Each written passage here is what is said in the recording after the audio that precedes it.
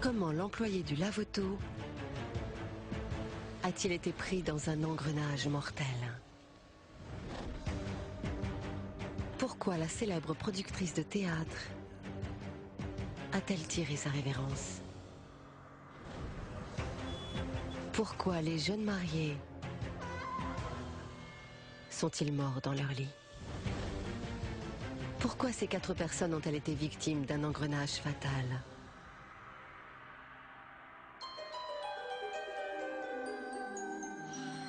La mort frappe de bien des manières différentes, plus qu'on ne saurait l'imaginer.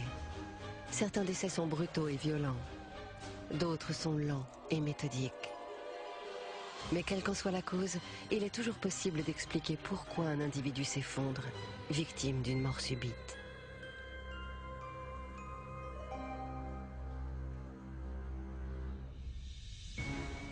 Wyoming, dans le Michigan, le 31 août 2007. Voici la station de lavage automatique Easy Clean. Ce vendredi, la soirée est calme et Dave Chapney s'apprête à fermer plus tôt. Il est le dernier employé à partir. Alors que Dave termine de tout ranger, un client arrive. Ma voiture est sale. C'est fermé. Je suis venu il y a 1 heure et elle est encore sale. Dave prend la satisfaction de ses clients très au sérieux. Bon, laissez-moi quelques minutes, je vais derrière. Je vais redémarrer le système et on va régler ça, d'accord? D'accord.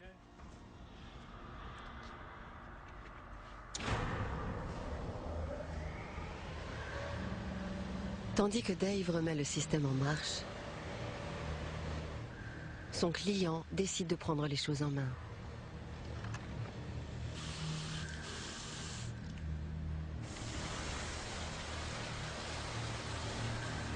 Ce qui n'est pas une bonne idée, selon le propriétaire de lave-auto, Scott Murray.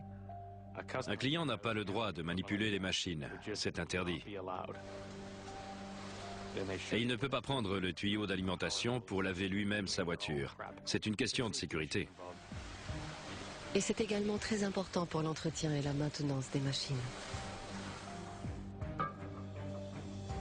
Le client du lave-auto ne semble pas en avoir conscience. Mais Dave, lui, le sait. Il connaît les consignes et il les suit à la lettre. C'est bon, avancez.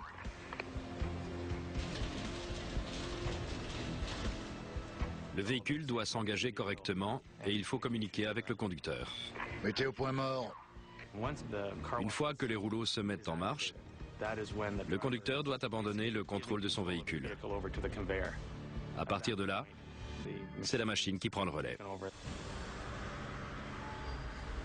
Le véhicule est aspergé de produits chimiques. Et les rouleaux géants se mettent à tourner. Et ils sont très puissants. Ils sont en général alimentés par des moteurs électriques. Ils doivent avancer assez vite et assez près du véhicule. La pression doit être suffisante pour enlever la saleté. Ces rouleaux effectuent 100 tours par minute. Si le moindre objet s'y accroche, il est réduit en miettes. Au bout de 2 minutes, le lavage est presque terminé.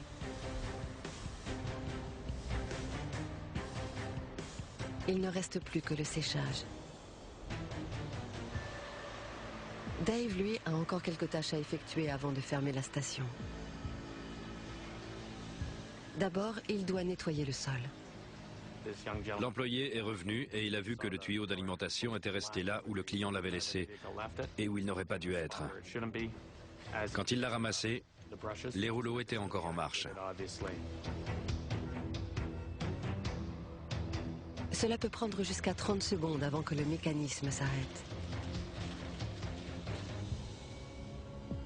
C'est largement suffisant pour que le tuyau s'enroule autour du rouleau, puis autour de Dave.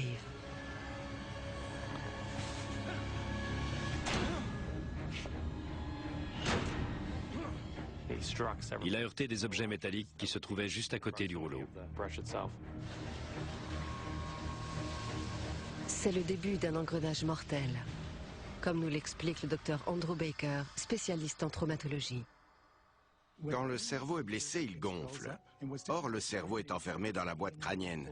Quand le cerveau commence à enfler, il n'a nulle part où aller. Donc, la pression intracrânienne augmente jusqu'à empêcher le sang d'irriguer le cerveau. Dave n'a aucune chance de s'en sortir. Le cerveau est le centre de contrôle qui vous maintient en vie. Il contrôle la respiration, le cœur, la pression artérielle, etc. Donc, quand le cerveau est atteint, il y a danger de mort. Quelques instants plus tard, un automobiliste arrive et trouve Dave Chapney pendu à l'un des puissants rouleaux. Mon Dieu. Dave Chapney voulait seulement fermer la station de lavage pour rentrer chez lui. Malheureusement, sa conscience professionnelle lui a valu une mort aussi subite qu'inhabituelle.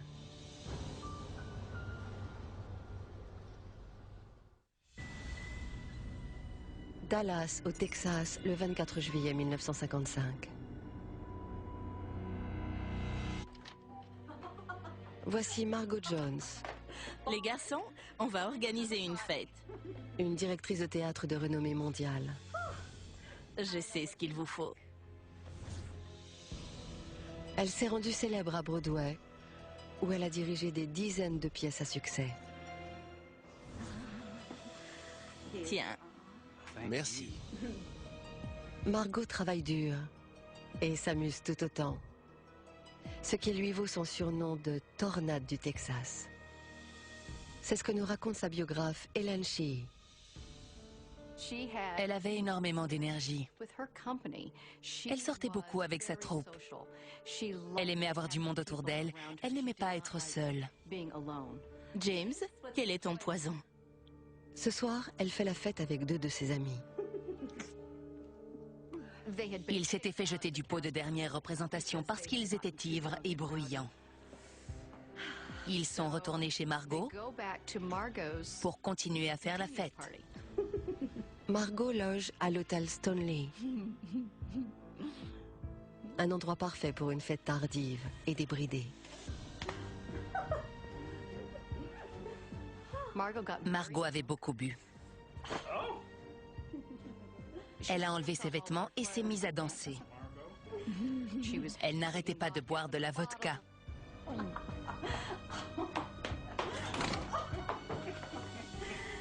Je sais peindre, tu sais. J'en suis sûr. Très vite, Margot décide de donner un peu de couleur à la soirée. Je vais te peindre. Bon sang, Margot! C'est un tapis perçant. Je m'en vais. À demain.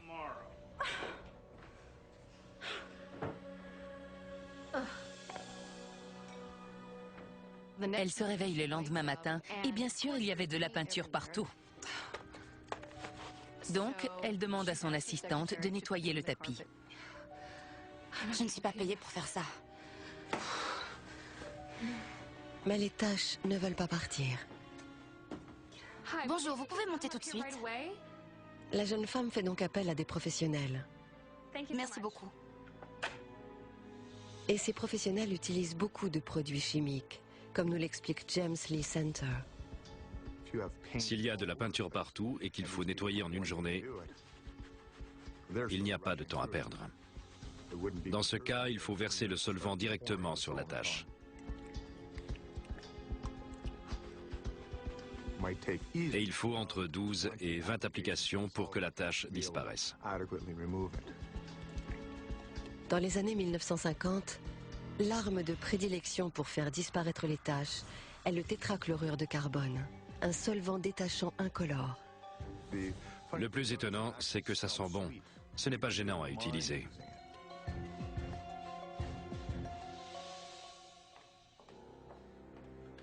Plus tard dans la journée, Margot rentre chez elle où l'attendent un tapis fraîchement nettoyé qui sent bon et une pile de pièces à lire.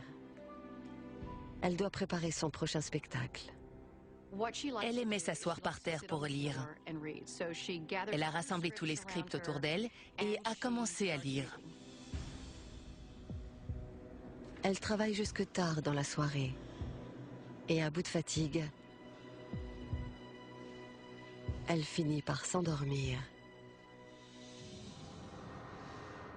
sur son tapis tout propre.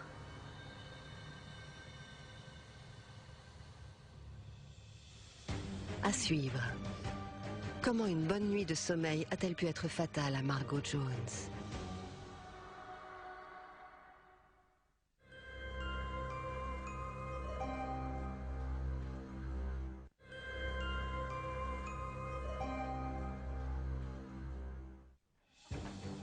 La célèbre directrice de théâtre, Margot Jones, a passé la nuit à faire la fête.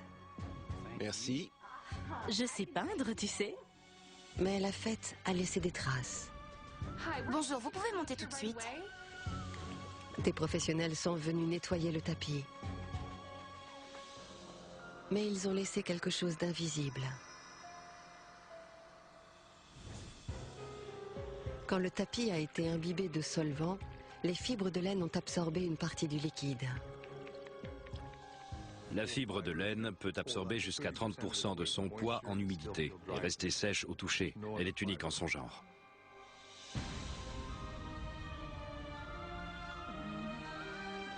Le tapis semble sec, mais il est imbibé de tétrachlorure de carbone.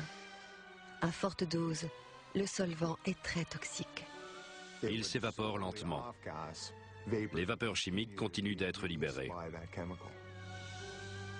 C'est une situation dangereuse, comme nous l'explique le docteur Gideon Hirschfield. Elle est étendue sur un tapis qui dégage des émanations.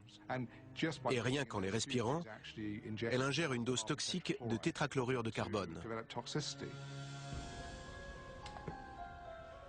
Alors que Margot se prépare à partir, elle est prise d'une violente migraine. Dans l'après-midi, elle transpirait abondamment. Elle avait des marbrures sur les bras et sur les jambes. Elle pensait avoir un coup de chaleur. Elle rentre chez elle se reposer. Mais ce qu'elle prend pour un coup de chaleur est en fait une défaillance rénale. Les reins jouent un rôle très important dans l'élimination des substances chimiques. S'ils fonctionnent mal, vous accumulez beaucoup de produits chimiques dont vous devriez vous débarrasser et qui deviennent dangereux pour l'organisme. Quand l'assistante de Margot vient prendre de ses nouvelles, la productrice est inconsciente. Appelez un médecin. Elle meurt à l'hôpital 9 jours plus tard. Quand les membres de la troupe ont appris la mort de Margot, ils ont été anéantis. Ça leur semblait impossible qu'elle soit morte. C'était une force de la nature. Margot Jones ne vivait que pour le théâtre. Mais elle n'aurait jamais imaginé qu'un jour, le rideau tomberait sur sa mort, aussi brutale qu'inhabituelle.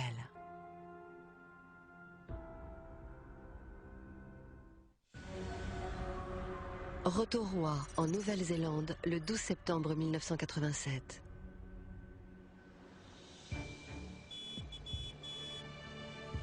Le soleil se couche sur le motel New Moon.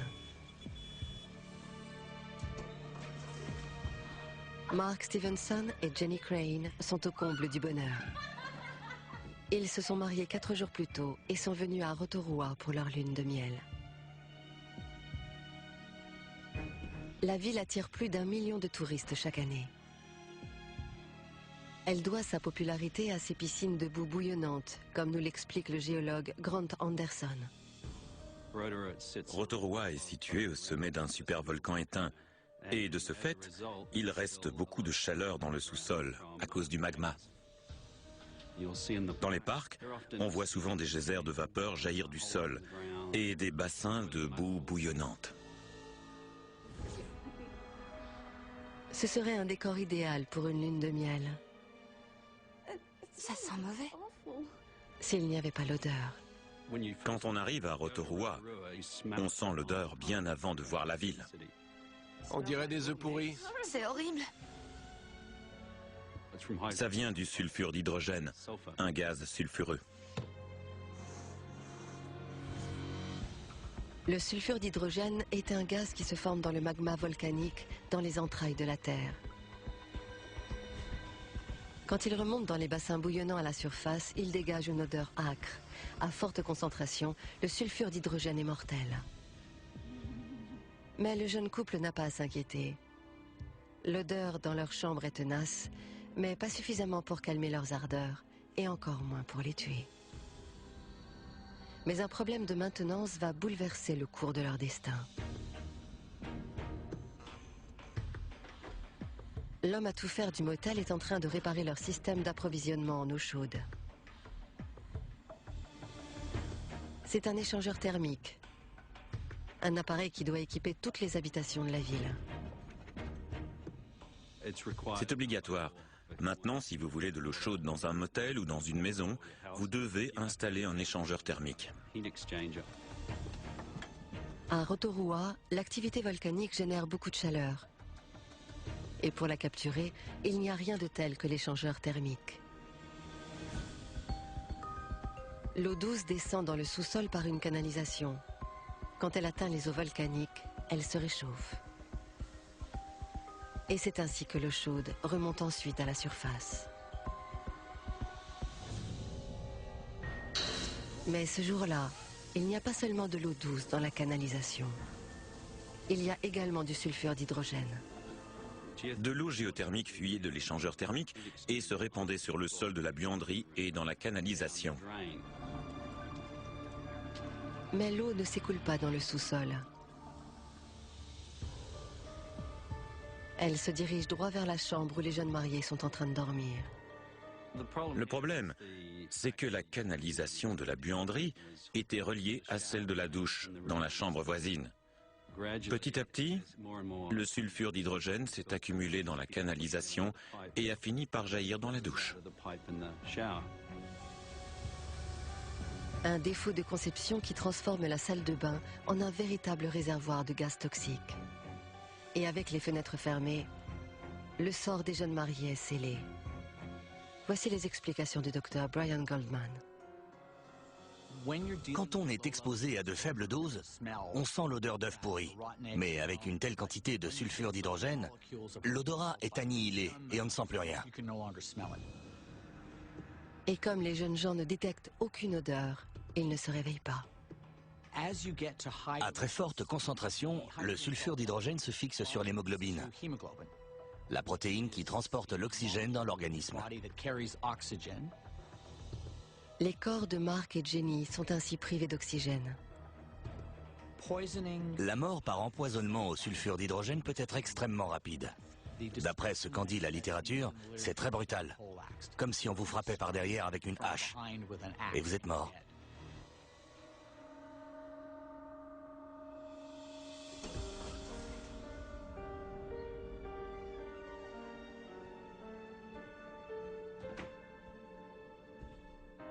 Oh, désolé.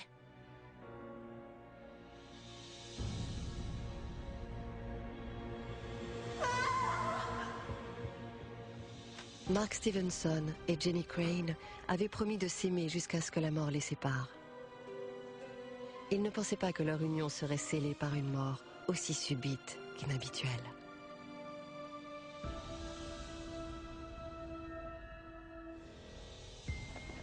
Il faut toujours réparer les dégâts. Alors si vous devez remettre certaines choses en état, n'oubliez pas. Laver une voiture peut avoir des conséquences fatales. Nettoyer un tapis peut faire disparaître bien plus qu'une tache de peinture. Et une lune de miel ne dure jamais éternellement. L'employé du lave-auto, la productrice de théâtre et les jeunes mariés. Aucun d'entre eux ne pouvait prévoir le déclenchement d'un engrenage fatal qui allait faire d'eux les victimes d'une mort aussi subite qu'inhabituelle.